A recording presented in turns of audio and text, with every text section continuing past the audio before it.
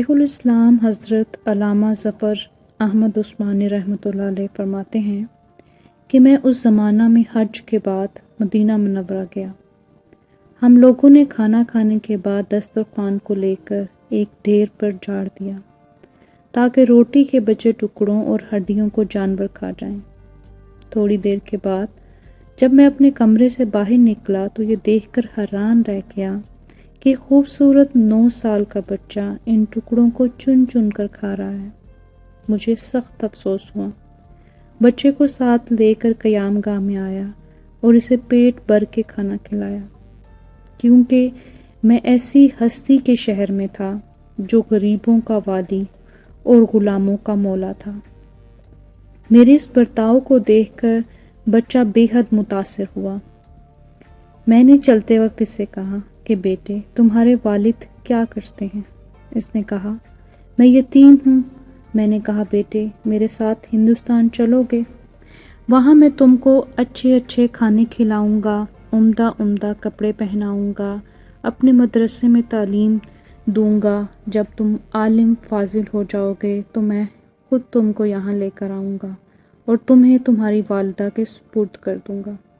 تم جاؤ، اپنی والدہ سے اجازت لے کر آؤ۔ لڑکا بہت خوش ہوا اور اچھلتا کودتا اپنی والدہ کے پاس واپس گیا۔ وہ بیچاری بیوہ دوسرے بچوں کے اخراجات سے پہلے ہی پریشان تھی۔ اس نے فوراً اجازت دے دی۔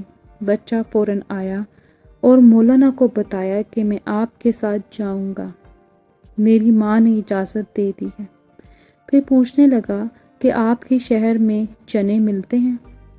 مولانا عثمانی رحمۃ اللہ نے بتایا یہ ساری چیزیں وافر مقدار میں تمہیں ملیں گی۔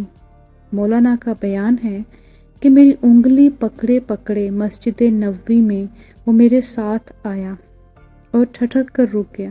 سرکار دو عالم صلی اللہ علیہ وآلہ وسلم کے روضہ مبارک کو دیکھا اور مسجد کے دروازے کو، اور پوچھا کیا بابا یہ دروازہ روضہ بھی وہاں ملیں گے؟